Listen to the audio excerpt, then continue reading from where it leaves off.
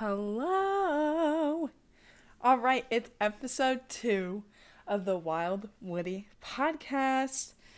And I have been trying to film this episode for the past 2 weeks, and I have just been so busy with work, which is a good thing because I have a business that I just started, and so it's good that I'm busy, obviously, but I haven't had any free time. So, yeah.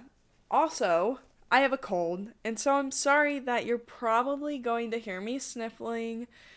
And Nicholas told me when he listened to the podcast that he thinks the mic needs to be closer. Well, the problem with the mic, oh, maybe I can get it closer right now. I don't have a desk or something yet to go with this chair. And so if you're watching the video, you can see that I have a little cat stand with a notebook and then a laptop on top of it with the microphone sitting on it. So hopefully the audio is a little bit better today, but we'll see. Today's episode is the signs that you lack maturity or overall self-awareness slash common sense slash common decency, okay? So I've made a list, and we're going to go through them. I don't think it's going to be nearly as long as the last episode, but I think it's going to be a good time.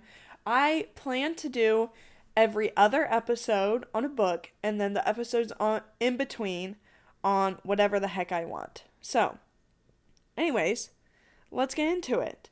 So, the first thing I have is if you're a picky eater, okay? Most of these are the red flags, the what you don't want to do, okay? And if you are a picky eater, I'm sorry, but that is a red flag. What are you, 5? A picky eater and you don't eat your vegetables. You're, 25 years old and you don't eat vegetables? I'm so sorry, but that is a problem. And whether it's you don't eat vegetables or whatever else, if you or yourself or someone else could describe yourself as picky when it comes to eating, that is a problem. Now, I understand having preferences. That totally makes sense, okay? The problem is if those preferences control everything. Like, if you worry about what you're going to eat going into a restaurant or something.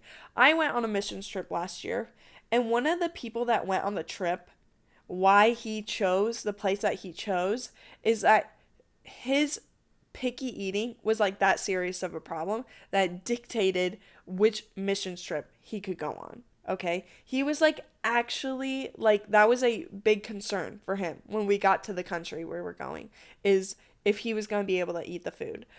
And I'm sorry, it really doesn't matter if you like the food or not. You're going to have to get over it. Also, I think when it comes to picky eating, that you should be able to get over it if you're in a situation where you kind of have to eat the food.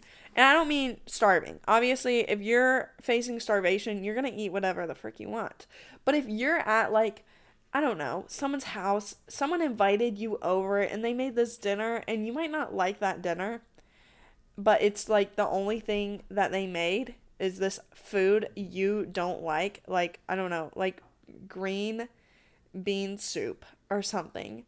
Okay, you might despise green beans, but you're going to hurt their feelings if you don't eat that. So get a small portion, not a lot, and suffer through and eat it. I don't know. If you go out of your way to complain or be like, oh, I can't eat that, it's kind of an ick, okay? And I don't mean oh, I can't have gluten because I have celiacs or whatever. If you have a legit reason as to why you can't eat that food, that makes sense. But if you're just a picky eater, I'm sorry, girl, but you're gonna have to figure that out. I'm not gonna deal with that. If your diet consists of bread, fried food, and I don't know, milk and butter, we gotta figure that. Or just meat. If you just eat 20 ounces of steak with chocolate milk every day, okay, that's what we call boy dinner. And that's a red flag. You need some vegetables in there. You do. You need some vegetables and fruit. And if there are so many vegetables and fruit that I guarantee you can find something, okay? There's something somewhere, okay?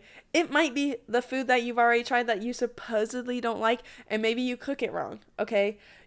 Vegetables, especially, you can sneak in vegetables in so many different ways, okay? Blend it up, put some vegetables in your sauce, or like saute some vegetables and mix it in with whatever food you're making, or make a soup, okay? I am so passionate about this because I have encountered so many picky eaters in the last year. I wouldn't say overwhelming, but just it's been noticeable, okay? And that's why I've spent the last 5 minutes talking about picky eaters, okay? On to the next thing. If you use a retractable leash, okay? I don't care if your dog's 5 pounds or if it's 130 pounds. I don't care how well trained they are. Okay, because chances are if you're using a retractable leash is that they're probably not trained because that's the type of person you are. I am so sick of these people using retractable leashes, and it's always the people that don't have friendly dogs. Okay, I don't know what it is about them, but they never have well-trained friendly dogs. They're always the little yapping ones that try and get in your dog's face and get all over you, and you're like, get this little rat away from me before I kick it, okay? I'm gonna kick it so far, I'm gonna have a freaking home run in kickball, okay? That's how hard I'm gonna kick your dog if your retractable leash doesn't start working, because it never does. Your dog, and they always wait. Sorry, I keep hitting the mic. They always wait until the last minute to try and retract it, to try and get the thing. It's like, and they never just grab it and like pull it in. What they do is they like, if you probably know exactly what I'm talking about if you have a dog, okay, is the people with the retractable leashes, okay, hold the button, or no, they like, I don't know the motion, but they like have the dog and it like sucks in a piece like as far as they can get it, and their arms outstretched, and then they yank the dog back and then like suck it in while they're reaching again, and like keep on doing this like they're like reverse reeling in a fish in order to get their dog. It's like, well, maybe if you didn't have your dog that's not well trained and aggressive roaming 20 feet about and taking up the entire path, we wouldn't have this problem. Get a 5-6 foot leash and you'll be great. Or get your dog trained by someone and then you can let him off leash. I don't care. But if you're going to have a retractable leash, then I'm sorry, you're a problem. End of story. Moving on. If you like to play hard to get, okay, now I'm going to tie into this, which isn't necessarily playing hard to get, if you also won't ask someone out. I see this not asking someone out mostly in girls. They're like, the guy has to ask you out. No, they don't. They don't. It's 2024, people, okay? It's equality across the board. The guy does not have to ask you out. If you're interested, ask him out. I asked Nicholas out like freaking 4 years ago, and now we're happily married, okay?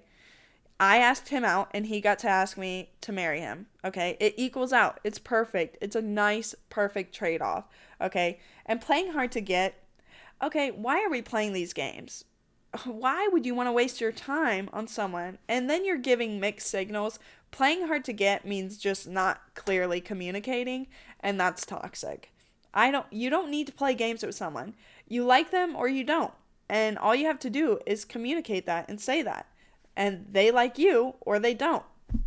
End of story. It's really that easy, guys. If you refuse therapy or help, this is usually for like the people, typically men, some women, that are like, I don't need therapy. That's just not for me.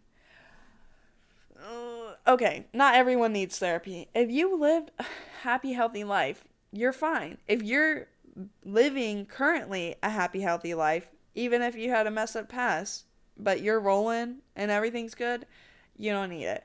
If life is going downhill and you have exhausted all other options, but you refuse to go to therapy, I'm sorry, but you're a problem. Okay? It's usually the people that need therapy the most that don't go to therapy and cause others to go to therapy. So that's my 2 cents on it. Complaining has a time limit. Oh my gosh. Okay, guys, you can only complain about something for so long, you know? Like that one friend who like will never get over that ex or something, that always brings it up, okay? Now, and I don't mean like you bring out like once a year, you know? Cuz sometimes you have those stories. You're going to reminisce like at least once a year on it.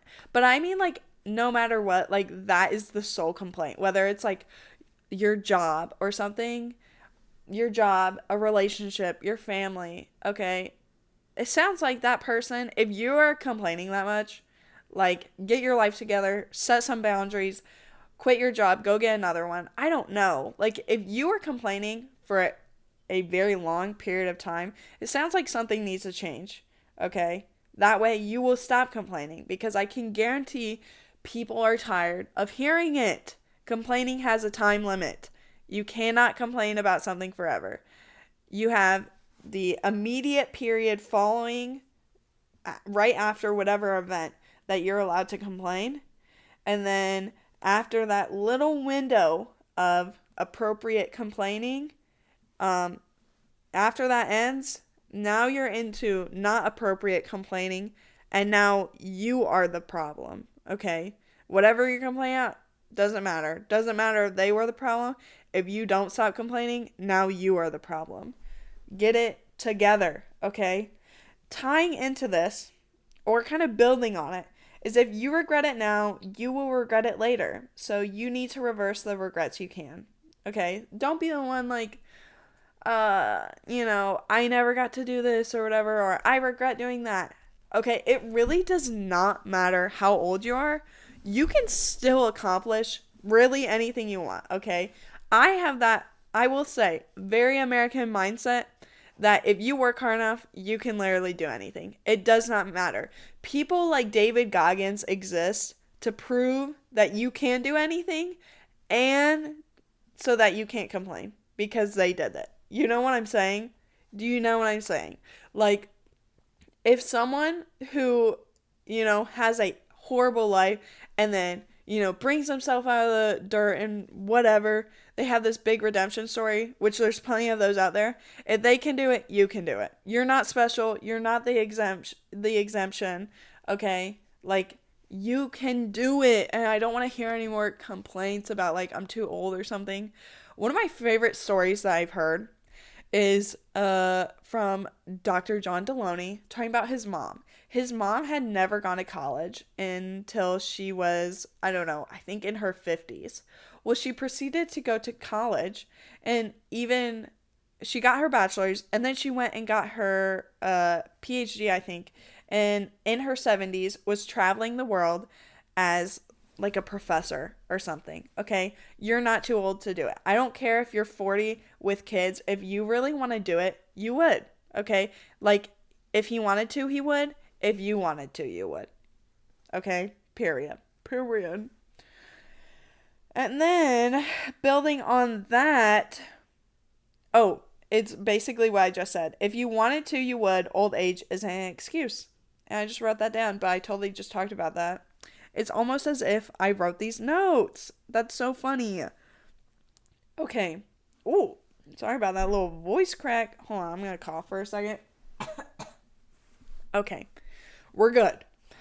Going out of your way to be a dick. Okay, I'm so sorry for the foul language, especially if you are one of my older relatives or maybe one of my younger relatives, okay? But there's no better word for it than that. Otherwise, we can say douchebag, douche canoe, whatever you want. But, if you go out of your way to be a dick, this is usually your Karens or your Darrens, the male Karens. I don't know. It's pretty self-explanatory.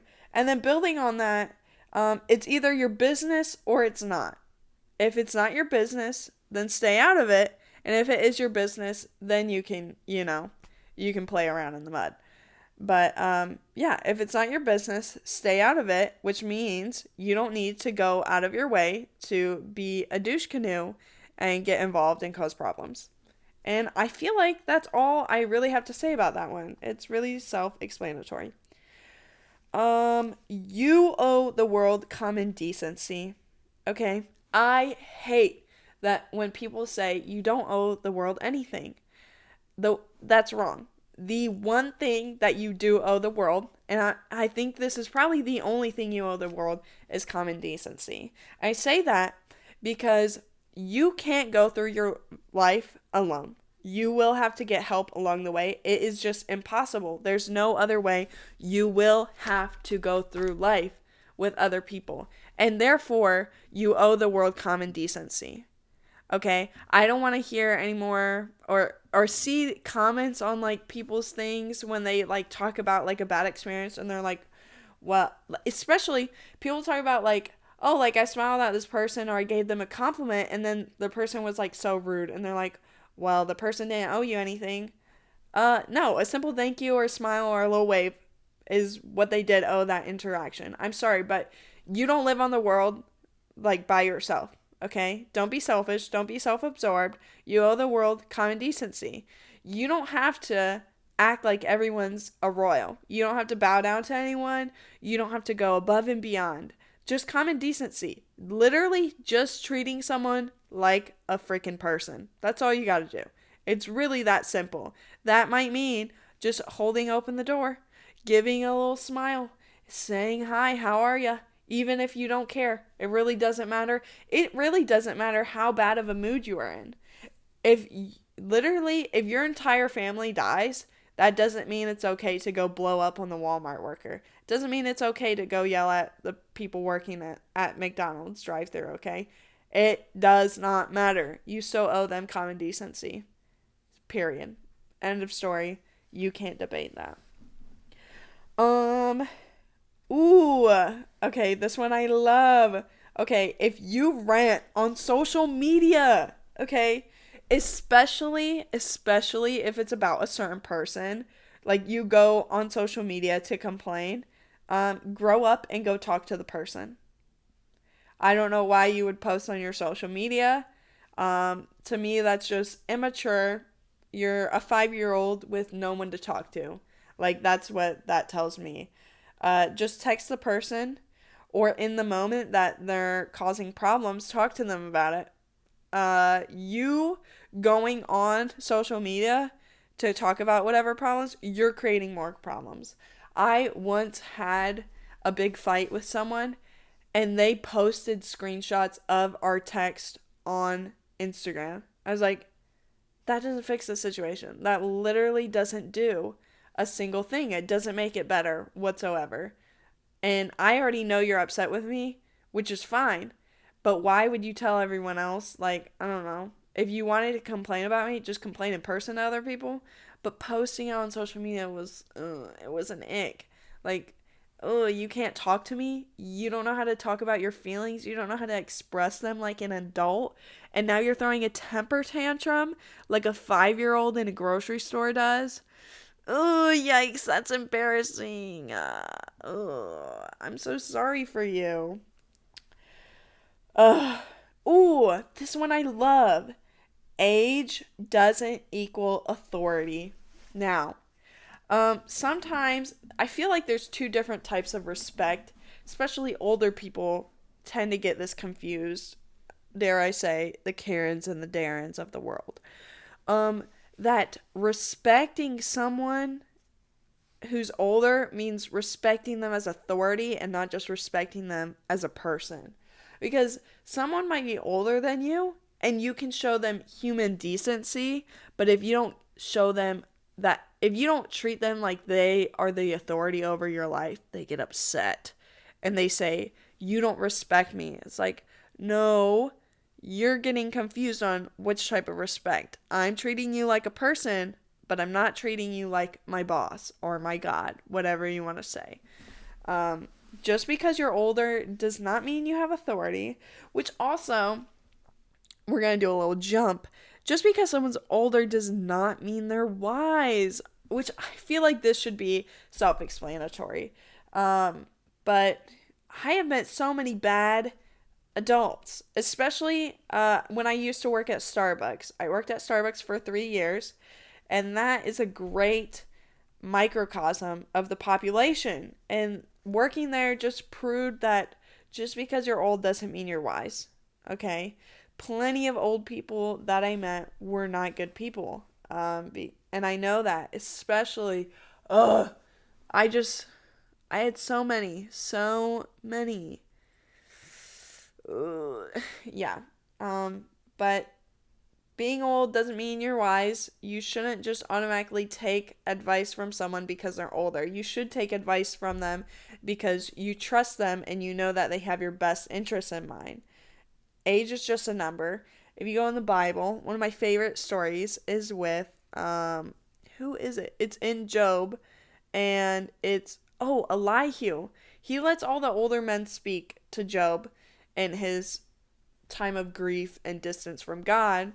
And he lets the older men speak because he thought the older men were wiser. Well, then he hears them speak and they're like, no, you're all wrong. And so he speaks and he's the wise one. And he talks about how wisdom is a gift that comes from God. It does not come from age. Anyways, we're going to move on. If you use social media as a reference point, okay? Now, this kind of ties into one of my points of using social media to make gross generalizations. You cannot base the real world off of social media whatsoever. People that are like, the world is just going downhill and blah, blah, blah. And like all these people are acting like this nowadays and whatnot. It's like, okay, but do you actually see that in your town? You might have seen one person that acts like that in your town, haven't you? You've seen 5 people, 10 people. That's nothing. In your town of like what, 40,000, girl? If you're like, well, you know, everyone does weed. Everyone does not do weed. I know. A lot of people do. A lot. But not everyone. You know, you can't really talk about an entire population of people just based on what you see on social media. Social media is so fake, and I don't need to tell you that, but a lot of people, like, we all say social media is fake, and then we, like, subconsciously make that the standard. So, just wanted to put that out there. A red flag. If your car is your personality. I'm sorry, I have to cough. Hold on. Ooh, actually, that was a burp. So I'm a liar, and that was disgusting, and I'm not cutting it out of the podcast. So I don't know if I should be embarrassed or not, but I don't really care. Yeah, if your car is your personality, and I don't feel like I have to talk about that much. You might love your car, but if your car is like the focal point of your life, I don't know, man. There's more things that are important in life than your silly little car. I don't care if you got new rims, if you got whatever stuff done to it. You know, it's cool. I'm sure you're excited that you got it. Like, I'm married to someone who loves his vehicle, but it's not his personality. You know what I'm saying? You gotta have a good balance, okay? Your car is like, it should be one of your hobbies, not your personality, not your identity. I also, this might be an unpopular opinion, I don't like Jeeps with the 1,000 little ducks in them. I know it's like a Jeep thing. I don't really like it. Or, like, a lot of people with Jeeps, specifically, people do it with other cars, but specifically do it with Jeeps, give them these ridiculous names and then like do these like weird modifications to the car or put whatever stickers on it, and it's just not that cool. Oh, I also want to add, this is not on my list, but if you put like your Instagram handle on your vehicle, that's an ick. You're not that guy. You're just not that guy, pal. You're not that guy. Okay? You don't need to put your Instagram handle on your car. You have no reason for it. You're not a brand. You're not probably making money off of it. And if you are making money off of Instagram, then you definitely don't need to put your Instagram handle on your car to get followers because you're already high up there. So I'm just confused and unamused. I'm so sorry about the sniffle. I know you could probably hear that because this mic is like literally too good at picking up every single sound on earth, but I don't feel like going back through to find that moment on this podcast to edit it out. So, I'm sorry. I'm lazy. You always have to one up someone, okay? This is typically in the form of like storytelling. Like someone's like, oh, I got this. And you're like, oh, well, I actually got this and this. Now, sometimes people accidentally one up someone because they're trying to relate. They're like, oh, my mom died. And then the other person's like, my mom and my dad died. And the other person takes it as like, well, wow, like, so I'm not allowed to be sad. And the other person's like, no, I just meant we could be friends because I understand how it is to lose a parent. Do you get what I'm saying? I know that was a really morbid example, but I feel like you understand. But we're talking about the person that is one-upping someone because they're probably insecure and trying to look cool, trying to look better, and maybe even like they do it because they feel left out. But even then, it doesn't really matter. It really doesn't. If you're one-upping everyone's story, it's a little annoying, pal.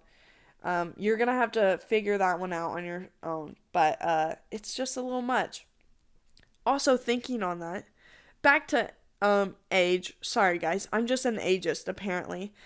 Age, now, I forgot. What did I say? Age is not an excuse. Okay, old age is an excuse. Earlier I used it for like doing the things you want, okay? It doesn't matter how old you are. You can go do whatever the heck you want. Old age also is not an excuse for being inappropriate. I can't tell you how many bad interactions I've had with men in the last year. Now, I'm not saying that I don't like men, but it's typically older men. Okay, and then I've had some people try to justify it and be like, they're old. If they're old, that means they've been around longer, and so they should know better by now. Okay, they've been on this earth for 60, 70, 80 years. Okay, so they should know better by now. They've been here a long time. They should know the social norms. They should know what's appropriate. It doesn't matter how old they are. It's not my job to make sure that they learn manners and common decency. Okay, they got to figure that out on their own. And when it negatively affects other people, they're a problem. Okay? It's not my job to fix them. They need to do it themselves. I don't care that he thought it was a joke and it was funny. If he's talking about me in a sexual way, it's not okay. It's not tasteful. It doesn't matter how old he is. It's just not okay. I don't want to hear them. No one else wants to hear them because they're not funny. Figure it out, old buddy. Yeah, figure it out. You can't disagree civilly. If you can't figure out how to have a calm argument, if you are immediately, anytime you get into whatever argument or thing, like you blow up or you just become the silent one. I have to admit, I have to work on not being the silent one, okay? Because your silent it's weaponized. It's weaponized silence, and I 100% have a bad habit of doing that. Okay? So I admit I have to work on this one. Although me and Nick don't really argue that often, but if you can't disagree civilly, you got to work on that. First of all, it's an ick. And that's people that can't disagree civilly. That's when you get into your little radicals and whatnot, and that's dangerous. And we don't need any more radicals in the United States. That's how bad things happen. Okay. You don't get the air out of a Ziploc bag before closing it. Now, this could also include your chip bags, your snack bags, whatever. But if you are the type of person where you just, like, close it while it's puffed up like a freaking balloon, and then you're trying to, like, stuff it in whatever basket or shelf you have, and like it's taking up too much space. You gotta start moving the stuff out. When in reality, you could have pushed out all the air and then zipped it closed and it would have fit perfectly. If you're one of those people, I'm sorry, but that's the sign that you have the mental capacity of a 6-year-old. Now, I'm going to say you have the mental capacity of a 6-year-old only at certain times, because my husband is one of the people that typically does not push the air out of a bag before he zips it closed. I don't understand how you could do that.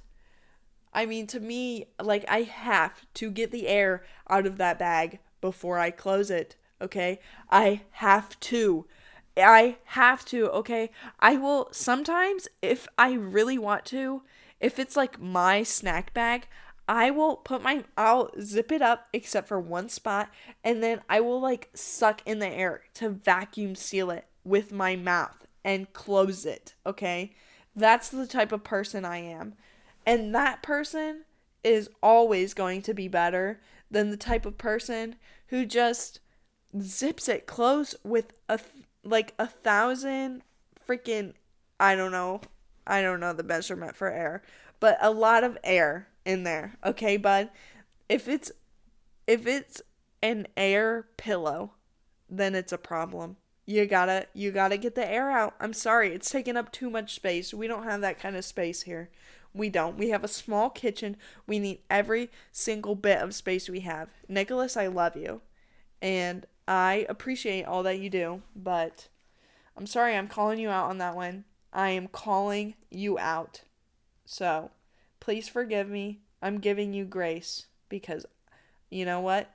I'm sure you give me grace on things too. But we gotta work on that. We gotta work on getting the air out. Okay. Moving on. I have a couple things related to driving. Okay. So, people who don't pass slow cars, you're a problem. And the people who are the slow cars, you're a problem. Okay. If you have 2 or more cars in a line behind you, speed up, buddy, or pull over so everyone can pass. I have no joke been on these freaking roads that you have to be on them for 20 to 30 minutes, okay? And it's like the only road that connects from this point A to that point B, okay? And I have to drive on them all the time. And I have been behind cars and they are driving so slow that you get like 8 to 15 cars behind them. And then you have the cars that are the car that is immediately behind the slow car, right? Okay, you have the slow car and then the one behind it, maybe the second one like behind it. Okay, you have to pass if they are going slow. You have to pass because now you're also part of the problem, because now you're making it so other people can't go around the slow car to get where they're going. People got stuff to do. Okay, it's 2024. We are moving, we are cruising, and we are grooving. But we are not doing that if we are stuck in a car line. Okay, this is not your little kid's car line that we're slowly just moseying along. Okay, this is a 55 mile per hour road and you are going 40. Pull over, okay? Get out of here. We don't want you here. Figure it out, buddy. Take the bus or get a taxi or an Uber or something, because you should not be allowed to drive. Okay, my other one for driving is if you park in the left lane, okay? You're on a highway, you're just going, the speed limit is 55, you're going exactly 55, and look at these 6 cars driving past me. Oh, that's so weird. But I'm going the speed limit, so I'm in the left lane. Wrong. You're wrong. It doesn't matter that you're going the speed limit. If everyone else is going faster than you, get in the right lane, buddy. Okay? It doesn't matter that you're going the speed limit. If you're hindering the flow of traffic, get in the right lane, buddy. Oh my gosh, bud. I should not have to pass you on the right. I shouldn't. Okay? You gotta get over, bud. Like, just turn on that little turn signal when you see that little line of cars behind you. Go over, okay? Stay there. Just stay there, okay? I know you're going the speed limit, but if they're going faster than you, then they're in the fast lane and you're in the right lane. Period. End of story. Be happy and go. Okay? Next, if you use terms from another language incorrectly. Now, I have two forms of this. One, I went to Brazil last year, and some people that I were with, they did not try to learn Portuguese at all before they went. Well, then we get there, and they're trying to learn Portuguese, obviously, because they can't talk to anyone. I am somewhat conversational in Portuguese. Okay, I've spent a total of 2 months in Brazil. Okay, I'm quite familiar. So I can talk to my friends and whoever's there. Well, obviously the other people, they're trying to learn it because when you get there, you feel that emotional, or not emotional, but the language barrier. You can't have a conversation. Well, it's pretty embarrassing when you are like trying like the absolute bare minimum. Like it's just not that hard to say thank you. Okay? These people kept on looking to me to correct them and whatnot, and they'd be like, thank you in Portuguese. If you're a girl, you say obrigada. Okay? Now I typically say brigada, and that's just, I'm technically losing the O, but that's how a lot of people say them. Okay, if I hear another person be like, it's what is it? Obrigato, obrigado. And if you sound like that when you're saying it, I'm sorry, you're giving me the ick. You put in the bare minimum last minute, and now you have to suffer with it. Okay, maybe if you tried a little harder, you could have gotten at least the basics down. And the audacity of this person who couldn't speak Portuguese, I was talking to someone in Portuguese, and then they tried to come over and correct me and tell me, like, I was doing something wrong. I was like, girl, you can't even say thank you. This person, I'm having a conversation with them. They understand, so get out of here. Okay, when you're learning a language, you have to get the accent right. If you are saying it with an American accent, which you're going to have somewhat, but if you're saying it with, like, if you're saying... instead of bonjour, you're saying bonjour, okay? You sound dumb. Obviously, you're missing the accent, buddy. Okay, you're gonna have to work a little harder, listen a little more to hear how they say the word, and then mimic how they say the word. I don't care how your little book or your little pronunciation guide says it. Listen to the local and say it how they say it. Now, the more common thing that I'm going to cover in using terms from another language incorrectly is when we take a term from another language and mix it in with English. You might be confused, but I'm sure that you've probably experienced this before. In working at Starbucks, I remember this man coming in and he's like, I want extra milk in that. And then they're like, okay, a coffee with extra milk. He's like, I want mucho milk. I'm like, I'm sorry, what? And he's like, yes. And he's like, I want mucho milk, a lot of milk, okay? Extra milk in my coffee, mucho. I was like, I'm sorry. Please don't ever use the word mucho again. You sound dumb and you sound ignorant. You sound so stunningly ignorant. Oh my gosh. Like, just say you want a lot of milk. You don't have to speak to me like I'm dumb. Especially to have the audacity to speak down to me when you're the one that sounds dumb. I was like, girl, get out of here. Get out of here. Like, yeah. Or, like, I don't know. People just...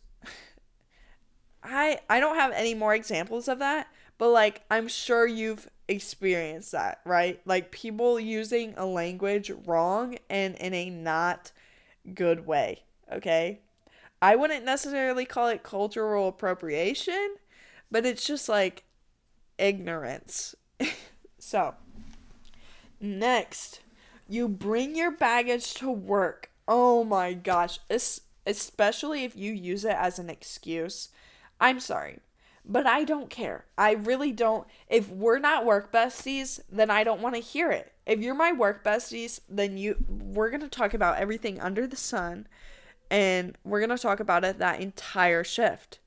But if we're not work besties, I don't want to hear it. I don't want to hear about your problems, and it's not work appropriate. It's not.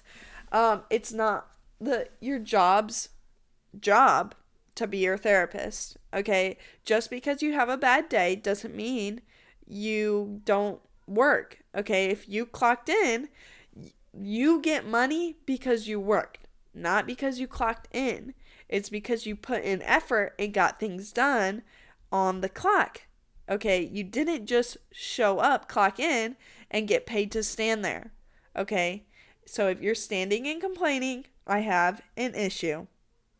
I had that so badly at my last Starbucks. But anyways, a lot of these people that do this will just like show up and dump their baggage at work because they don't have a better, healthy place to do that.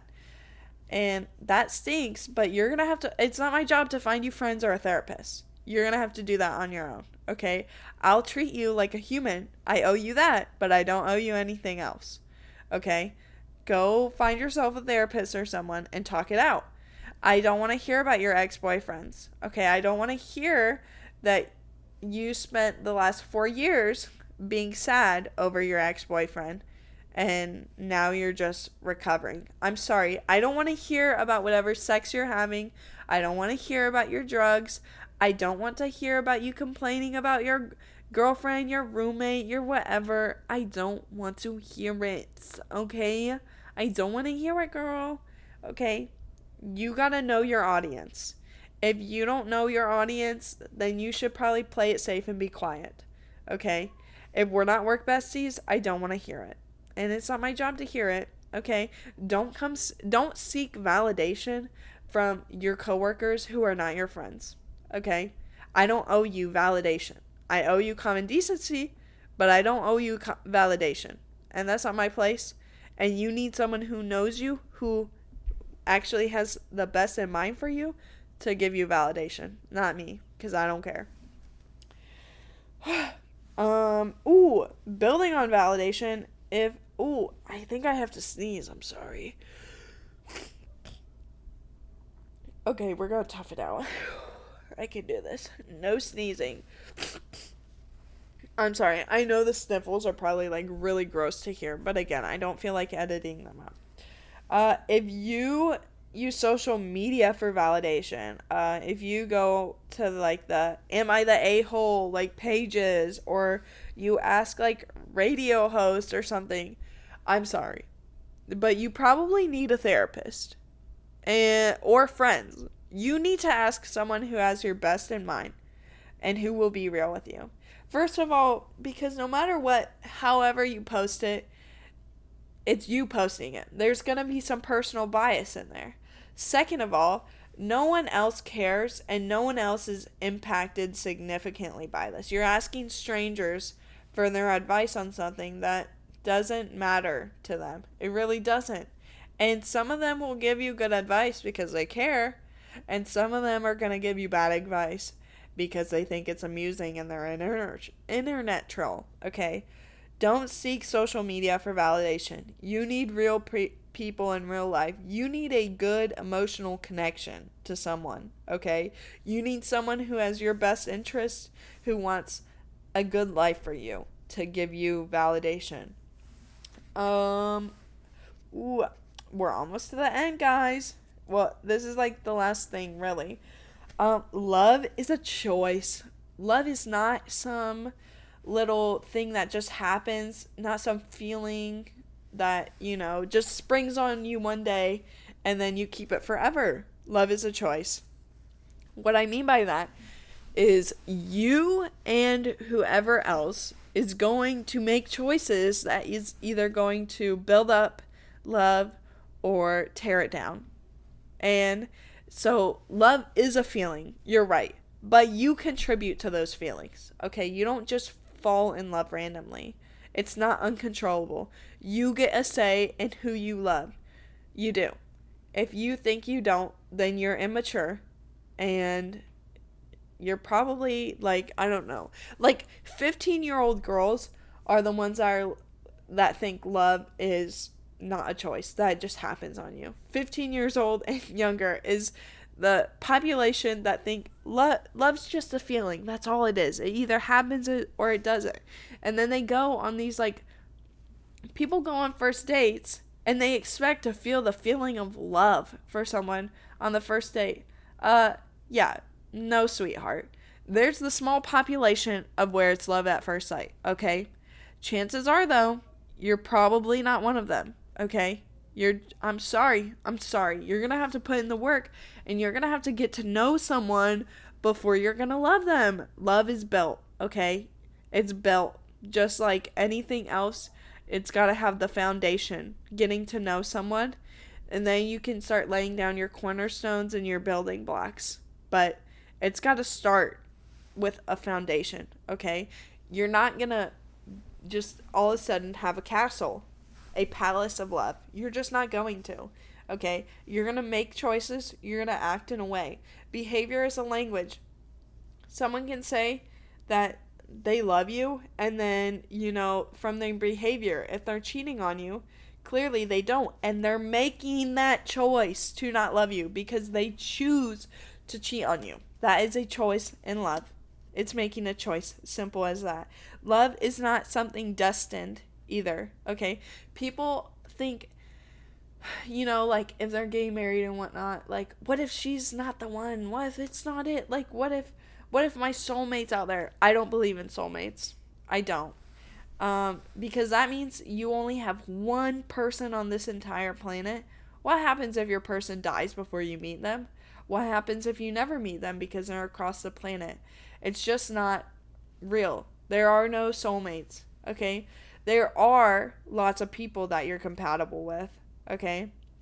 You have to make choices, and they have to make choices as well to make it work, to go all in on this relationship. You have to choose that, okay? But it's not going to happen, and it's not destined, okay? You have to put in the work. Love is work, it's effort, it's a choice. And I just hate when people think, like, I don't know, you're not going to feel it click right away. Maybe the more time you spend with someone, you'll feel like a sudden click, or you'll just get to a point where you realize, like, oh, like, this is right. This is what I want. But you're not going to get a sudden click immediately with someone, most likely. You're probably not that guy, okay? You're not that guy, pal. You're not that guy, okay? You got to give it some time. You're going to have to put some work in, okay? That might be going on a couple dates. Now, if you have a bad first date and it's freaking atrocious, awful, clearly that's not someone you want to try and start building this little foundation with, going on a couple more dates to make sure they are or aren't the one. No. If it's really bad, stay away. Run if you have to, okay? But you get what I'm saying, okay, bud? You get what I'm saying. I know you do. But that's all I have for today.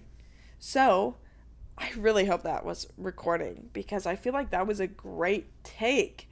Okay, and I hope this microphone was a little bit better today. I know I'm not talking directly into it, but yeah, I hope it worked. Hopefully it wasn't too good and picked up a little too much noise.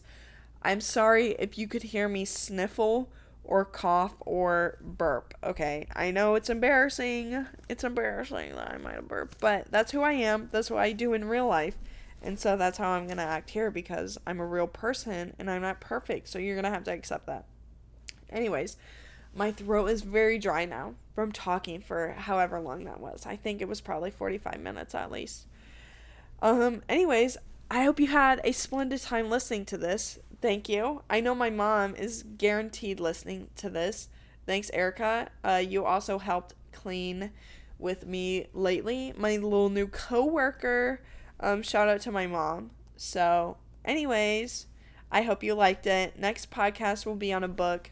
I'm not sure what it'll be on. I'm thinking Court of Thorns and Roses, but that might be a little too basic. So I don't know. We'll see. We'll see. We'll see. Anyways, thanks for watching. Bye.